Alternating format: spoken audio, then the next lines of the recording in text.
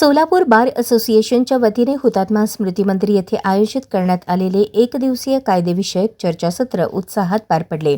या परिषदेला भारताचे माजी सरन्यायाधीश भूषण गवई यांनी अध्यक्षस्थान भूषवले, तर मुंबई उच्च न्यायालयाचे न्यायमूर्ती निजामुद्दीन जमादार, मिलिंद जाधव, मेहरोज पठाण तसेच माजी न्यायमूर्ती विनय जोशी यांची प्रमुख उपस्थिती लाभली. चर्चासत्रात न्यायव्यवस्थेतील बदल, वकिली व्यवसायातील नैतिकता, न्यायदान प्रक्रियेत वकिलांची भूमिका आणि समकालीन कायदेशीर आव्हानांवर सखोल मार्गदर्शन करण्यात आले. तंत्रज्ञानाचा वापर करतानाच व्यावसायिक नैतिक मूल्यांची जपणूक करण्याची गरज मान्यवरांनी अधोरेखित केली. कार्यक्रमाच्या प्रारंभी बार असोसिएशनचे अध्यक्ष ॲडव्होकेट बाबासाहेब जाधव यांनी प्रास्ताविक केले, तर सचिव ॲडव्होकेट बसवराज हिंगमिरे यांनी आभार मानले. महाराष्ट्रातील विविध जिल्ह्यातील वकील, बार असोसिएशनचे पदाधिकारी, विधी महाविद्यालयांचे प्राध्यापक आणि विद्यार्थी मोठ्या संख्येने उपस्थित राहिल्याने हुतात्मा स्मृती मंदिर परिसर गजबजून गेला होता.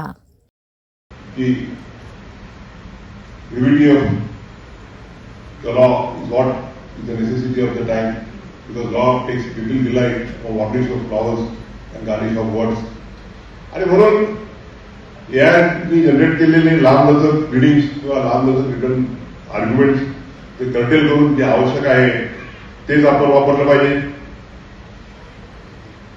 अथॉरिटीज खरोखर आहेत की नाही एआयने जनरेट केलेल्या त्या सुद्धा आपण बघायला पाहिजे. नाहीतर म्हणजे जसं 50,000 63 लाख कॉस्ट होती ते तुमच्यावरती फुटायला जाऊ शकते. त्याचप्रमाणे एआय मध्ये वापर करत असताना आपल्या पक्षकाराची कारण ती relationship between lawyer and client is that of confidentiality आणि काही कॉन्फिडेन्शियल जर माहिती आपल्या पक्षकारांनी दिलेली असेल तर ती कॉन्फिडेन्शियल इन्फॉर्मेशन पब्लिक प्लॅटफॉर्मवरती यावरती आपण ती वापरावी की नाही हे सुद्धा आपण बघणं महत्वाचं असतं. कारण की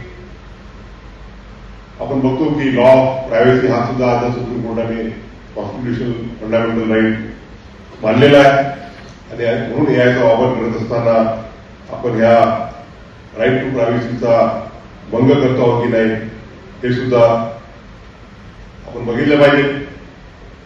म्हणून माझ्यामध्ये जरी आर्टिफिशियल इंटेलिजन्सचा उपयोग करून आपण आपली एफिशियन्सी वाढवता येईल, आपल्या कार्यात आपल्या कामाची स्पीड वाढवता येईल, तरी त्याच वेळेला त्या चांगला वकील किंवा चांगला जज बनण्याकरता ज्या क्वालिटीज असतात त्या कधीच रिप्लेस होऊ शकणार नाही.